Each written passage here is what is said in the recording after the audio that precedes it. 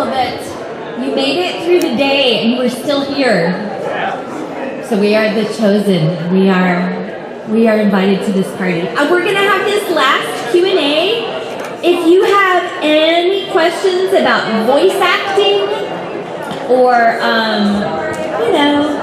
stuff, I am glad to answer them. There's a microphone right here in the center.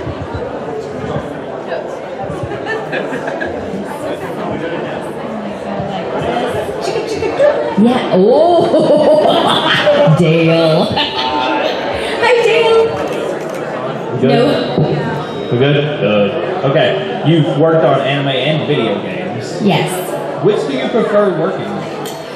Do I prefer working on anime or video games more? Both have their positives.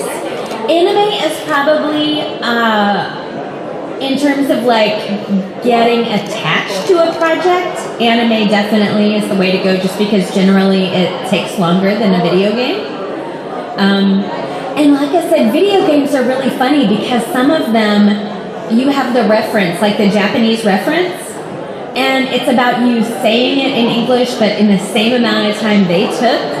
It's really technical. Game work is really technical usually. So especially like there was a Dragon Ball Z game, I think, that I did, and it was all about just saying, Kamehameha, you know, as fast as, like, fast, right? I don't remember which game, I wish I did, but that's what's kind of funny about video game work, is it's super technical. And we talked earlier about video game work is a lot about just doing reactions. Like, and it really will. It will be like a list of gets hit with a fireball, gets hit with a tiny fireball, gets hit with a planet-sized fireball, gets hit with a fist, gets kicked, and you have to just do a reaction to those. Sometimes they'll say, can you do another one?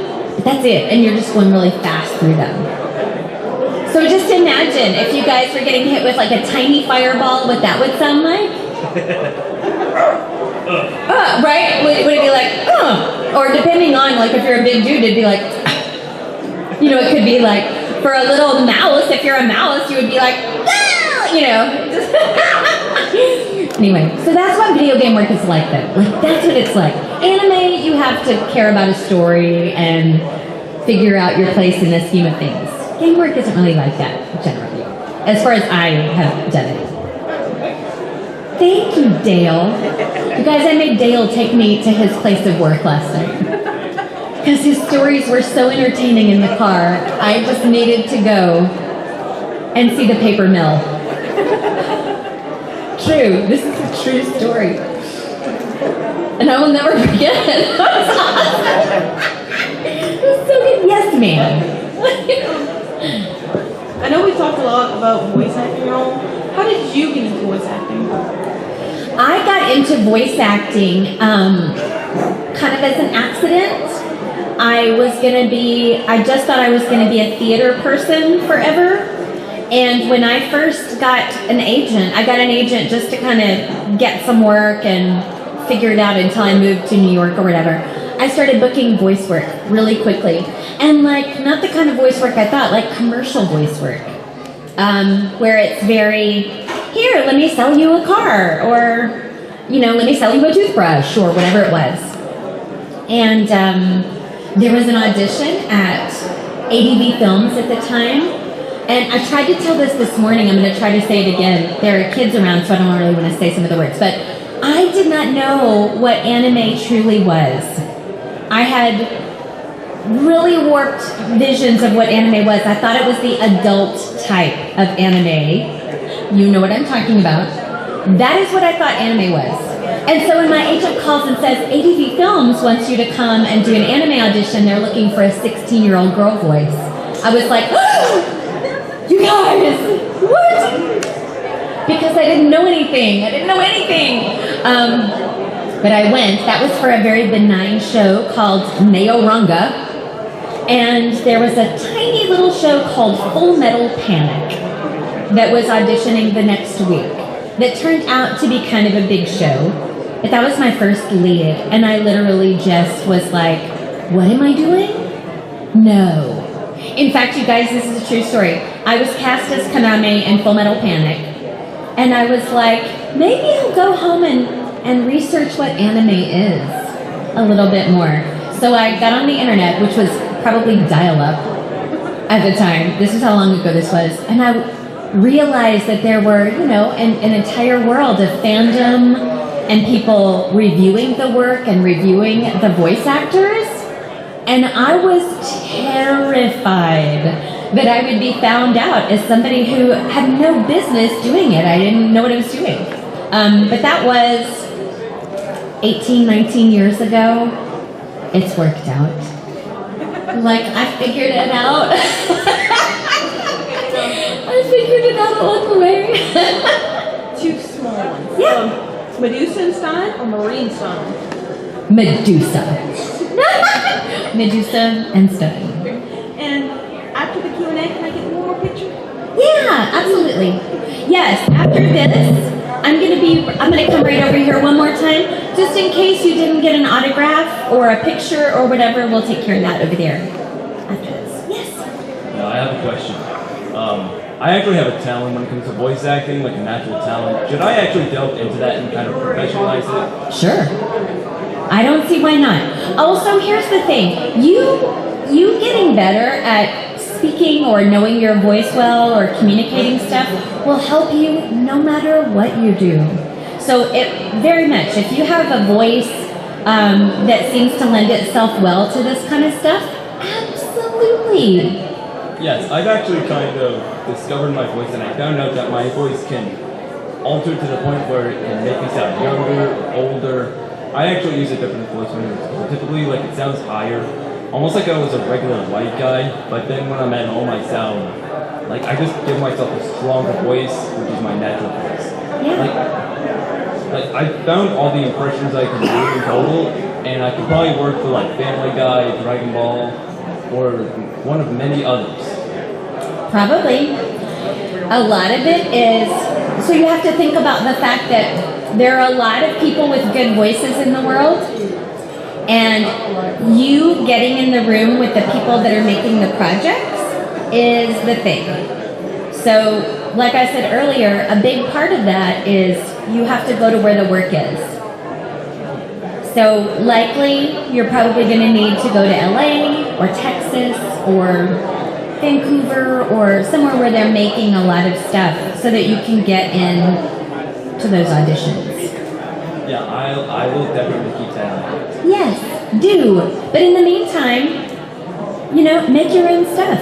Have fun and make your own stuff. There's actually stuff I've been planning on working on for several A2, MK2, probably for making the Flip series and the Stick World. I was actually planning on making a dub for each character so that they would have their own voices instead of music. Because his voices are not very good, and I have actually found out that I can probably do one way better. So I will provide a dub, credit him of course, and if I do send it to him, I will wait for him to review it and just ask him first to review it and see if I should actually start dubbing his later episodes. Maybe. Yeah. Cool, thank you. Hey. Yeah. Hey. Hi. My question is, out of most, to all of the characters you've done, who are some of your favorites that you've done? I've done many, many characters. I think 300 and in the 340s maybe. But my favorites that stand out are, my first favorite was Princess Tutu. It was my first favorite show. I think you don't pick your favorite show. It picks you, whatever it is. And that was the first one that I was just really grabbed by. I love that show. So many, oh my gosh, are coming through. Clannad was a huge one. I loved, somebody just said it a while ago, Yukari Tanizaki and Azumanga Daioh was awesome to play. I loved playing one of my first bad guys, like really good bad guys, was Medusa in Soul Eater.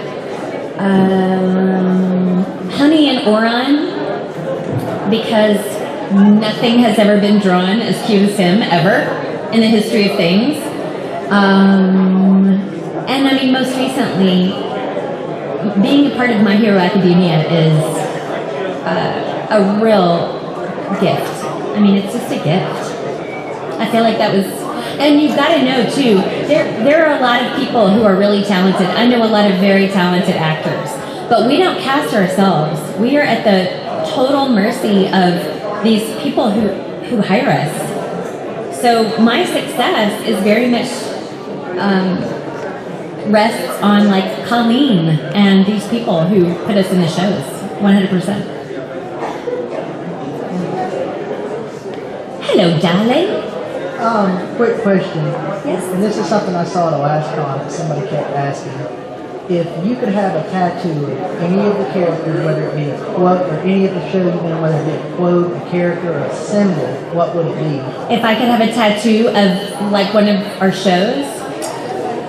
Oh, that's interesting. I have a secret idea that I would get like a total sleeve. I want to really bad. I've held out because on camera people don't want you to have anything on your body. But I'm getting old enough to where I just want to be like, do what I want. I don't know. I might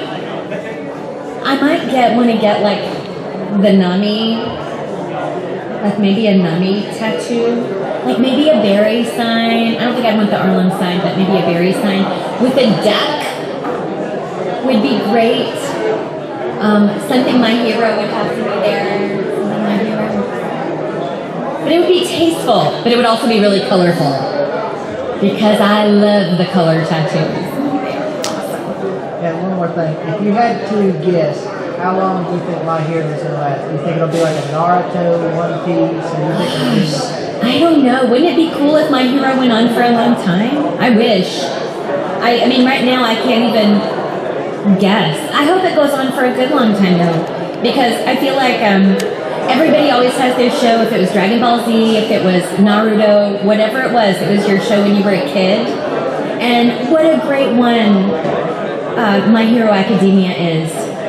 Like, and how accessible to so many people. So I'm hopeful that it'll have a really good long life. I mean, it's off to a good start. It has such a great following already. Thank you. You are welcome. Thank you. Hello, cutie. Hi. What's your favorite anime, and what's your favorite character that you've ever voiced and why? My favorite anime, my favorite is, well, honestly, like, taking everything into consideration, I love Howl's Moving Castle. It's one of my favorite shows of all time. That is mine. I've been introducing my kids to all of the Miyazaki films slowly but surely. And so mine is that. But my favorite character that I've played is, and why, is, gosh, there are so many. Duck, Princess Tutu, because she's three people. She's a duck, where she's like, oh, I'm a duck, I kind of talk like a duck, and she's a duck. And then she's a little girl, but she's really clumsy, and she's just kind of awkward and everything, and whatever. But then she turns into Princess Tutu, where she's a ballerina superhero, and saving the prince, and I loved it. I loved it. Like, and we would have scenes where Jinho would go, okay, so now she's the duck fighting to be Princess Tutu. And I would be like, my mind is blown. How do you do that? I don't know how you do that. How does that sound? I don't know. That's always fun. That's a fun day at work. Speaking of, but I'll just say, just because fun days at work, recently we were working on a show called Land of the Lustrous. It's already out. It's on High Dive. It's a Sentai film show. Super interesting show, and the art is gorgeous. But my day at work, Kyle goes, I brought you in because I don't see anybody else doing this. I start out as a big snail monster. And that's what it says, snail monster. And then it becomes like a little snail thing that squeaks and like chalk squeaks. But then it starts talking. And then it turns into this water goddess thing.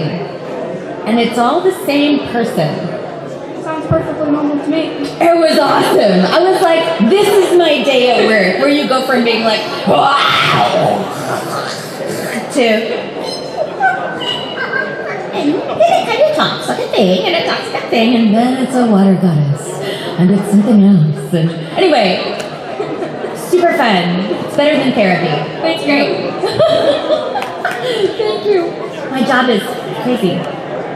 Do you have a customer service voice? A customer service voice. I do have a customer service voice.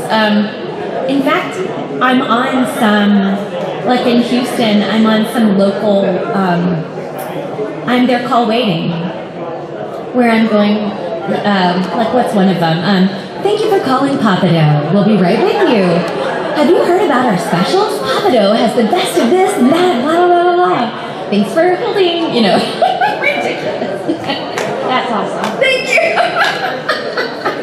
I also have like a really boring e-learning voice. But I mean, somebody's got to read that stuff. And I get a lot of technical stuff. That's something, if I have a superpower, it's that I'm a really good reader. That's half the battle of my acting is I'm a really good reader, and I'm a really good cold reader.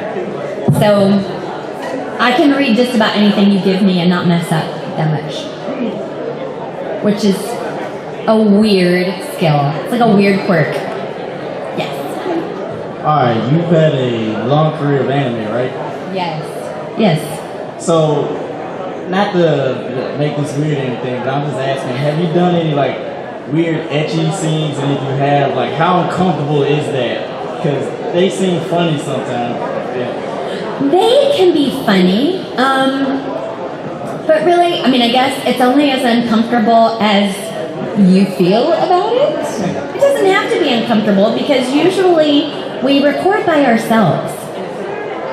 Does everybody know that? We always record by ourselves.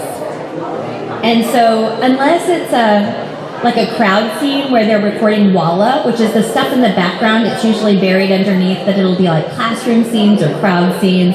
And then they'll get a group of you in the booth and they'll be like, you guys are waiting for a concert, you guys are waiting for your mom, and you're trying to get with that girl over there. Anyway, and then they say, and it lasts for 10 seconds. And they'll say, we're recording, and you just go, oh my gosh, I don't know. Like that's walla. But other than that, we're always in the booth alone. And so whatever is on this screen, as long as you are okay with it, I don't feel that weird about it. Yeah. Okay.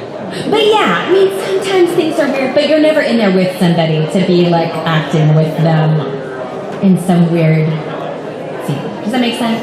Yeah, I was wondering how uncomfortable it is sometimes. It can, I mean, I guess it could be. There are some shows I've done that I've been like, you watch it and you go, wow, that's what we're recording today. But it's for someone, like someone that is their thing. And the fun thing about my job too, that's not like every other job, is if you're working on something that is not your favorite thing or you don't particularly like it, it changes tomorrow. Like, yeah, kind of interesting. Hello. First, may I say it is a true honor and privilege. Oh, thank you, kind sir. So kind. Also, my question is kind of an encyclopedia-like one. Out of all the characters you voiced and played throughout your career, whose powers, skills, and/or abilities would you say you want to have the most? Whose power, skills, and abilities would I like to have, or would I like to have? Like if you had to pick like that. Oh, you guys.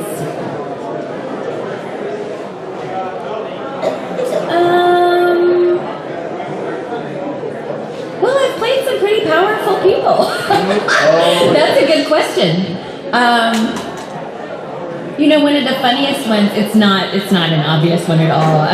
That's probably not a great answer, but one of the funniest people that I play that is actually super powerful, but you don't think about him that way, is Honey Senpai. Right? Like, but I feel like his powers are twofold, right? He has the power to like kill you with sweets and cuteness, but he is actually like a martial arts. He will take you down, and it's so surprising how he just kind of. It's like the Yoda thing, where you're like, oh, Yoda's just the guy that does this until he starts doing flips and whatever. And so Honey Senpai's good. Nami, it would be nice to control the weather. I could get behind that. Lots of them. Lots of them. I'm going to think of a better answer for next time I'm asked that. I'll say Nami and Honey Senpai right now. I'll have to remember that. Also, one more thing. If you were able to, like, if you had the power to write Uraraka however you wanted, how would you have a character progress? Like, when she's fully developed, like, what direction would you take her? What direction would I take Uraraka? Well, she's made some serious progress since we've seen her. She really has, and it showed in when she chose her mentor. Like she's about. The thing is Uraraka has a ton of integrity. She wants to be a hero. She will work for it. I want her to be more confident. And that's the main thing, is like growing her confidence to where she doesn't feel like, feelings and emotion and is a weakness, that she can own that. That's how I want her to grow, is to grow in confidence and just kind of accept her place. Yes. Oh, thank you. I also enjoy, though, everybody shipping her with different people. Especially Bakugo. I'm telling you, I'm cool with that. Like, I'm fine. People send me Bakugo stuff in her all the time, and some people have a really hard time with that. But I'm here for all of it. I think it's all fun. Yes. My question is how you go from all these like lighthearted characters to Medusa. How do you go from all these lighthearted characters to someone like Medusa? Or Alamis Trancy, or some of these people that are like evil. Yeah. Evil.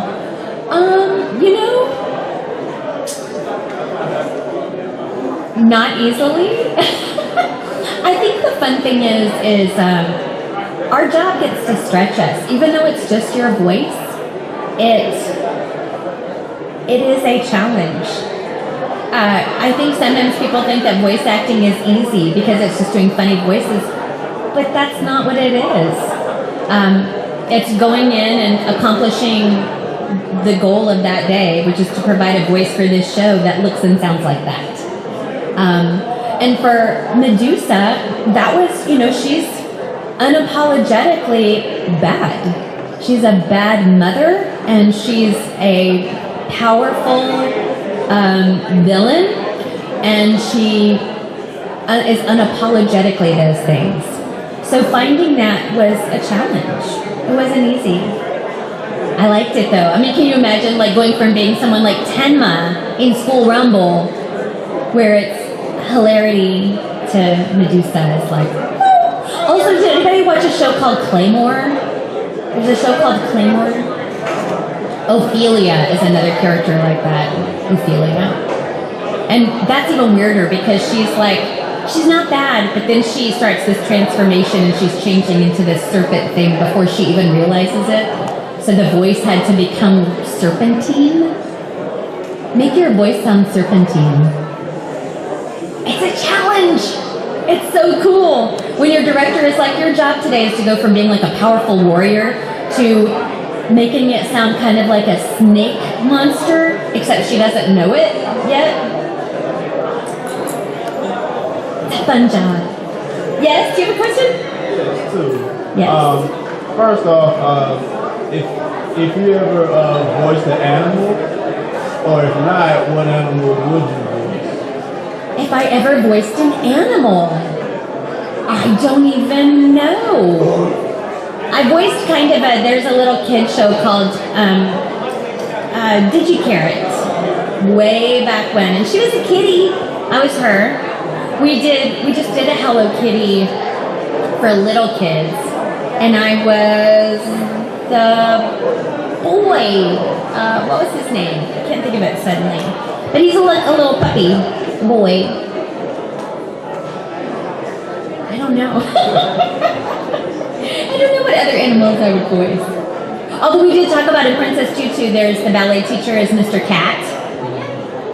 Fabulous. Todd Waite did an amazing job as that. Amazing. I see you like cats. I actually played with cat in college as the school mascot. Oh, fun! That's fun. My second question was, if you could cosplay as any character that you would voice, who would it be and why? If I would cosplay as a character. So I've only done that once, and my hat is off to all of the cosplayers because getting the costume right and good was hard and cost a lot of money. And my hat is off. Like, it took a lot of time and effort.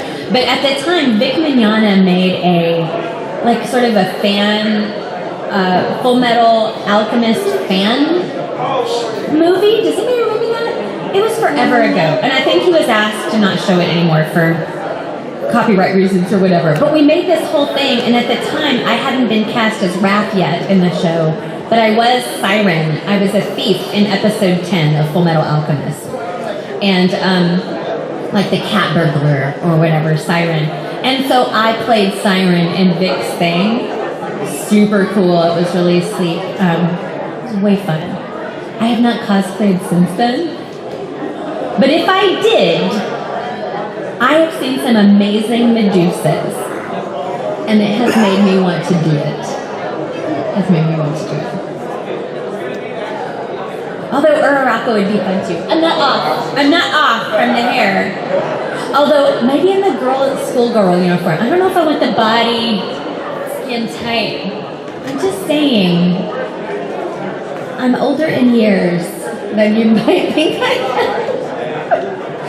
Whatever. You couldn't tell. Well, there you go. See? Anybody else have any questions for me? Cuestiones? Do you have a question, sir? I will answer it. So I kind of showed up late, but I kind of get more. So my question is, and I don't know if this is already asked, I'm going to ask it again because I wasn't here. I know how actors, before they go into like what they're gonna do, they kind of get a taste of it in real life situations. Do you ever feel like before you know how it's gonna be played out and what you're about to do you ever go out in the world and try to experience things and kind of feel what that character is going to feel like and really put that emotion in? Like how someone, when they recite a poem, they put the emotion in there. And then afterwards, you still feel that emotion. Yeah. So that is a really good question. He is asking how method I am. That there is a term for that. It's called method acting. Method acting means there's a whole school of thought that in order to play something or pretend to do something that you have experienced it, or you draw on real life experience to create that. And the opposite of that would probably be a very technical approach. I'm not sure who the thought leader of that side is, but I am a combination of the two. Especially for anime, this is something in voice work. It is a very technical medium because the product already exists and it is what it is. You can't change those lip flaps and I can't change what it is. And so I can feel all I want, but if it doesn't match, then it's going to be tossed out and they're going to make me do it again. So for me, in anime or in voice work, I do draw from certain things, but I have a really technical mindset. I'm usually pretty good about syncing things because I've done it for almost 40 years. And so many of the situations were put in an anime I could never experience. I've never levitated anything. I'm probably not going to. There are a lot of situations that I don't quite know about. But certainly you do draw from what you know, what you see, what you're able to do. It just has to always be in our world tempered by the amount of time you have to do it. So that's a real marriage. That's why a lot of musicians do really well with dubbing and voice work, because they have a timing knowledge, an innate timing thing. It's a lot of it. You'd be surprised. It's a lot of it. But that's a great question. Because sometimes people, actors will get to emoting, but again, if it doesn't fit, they're just going to toss it out and you'll be frustrated. So it's a real marriage of those things. Last burning desire questions? Yes? I don't know if this one has been asked yet, but has there been any character that you outright hated doing? Yes. So this is the thing. You just said it. Are there any characters that you have hated doing? Yes. I would never out them. And this is why. Because they are someone's favorite thing. Dollars to donuts. They are somebody's favorite thing. It was somebody's first anime, or it was the anime that got somebody through something. And I would never mess that up. Also, just because it wasn't my favorite thing doesn't mean that it's not great. I do a lot. So something is bound to be my non-favorite thing. Thank you. Yes. So, I want to thank you guys for hanging around. This was so fun. This was such a fun con. Can you all give it up though for Kim? You need to know that in addition to being regaled by wonderful stories on the way here last night, I also have heard from everybody I've met in this town about how awesome she is and about how she really wants to keep something really special for Annicon. Right? This is the town, yeah. For some reason, I was like, is that the name of this town? Yes, it is. But she wants to keep it here and do something special for people here. And that's good. It's good. And thanks for inviting me here. I love this town. I also love the big old houses. Like where I live, they're tearing all of that down and everything looks the same. So thanks for having me. I'm going to go over here to this table, and if you need a last minute picture, if you have a last minute autograph, I have prints for sale. You don't have to buy them, but if you want to, you can. But I'll be over there. Thank you so much.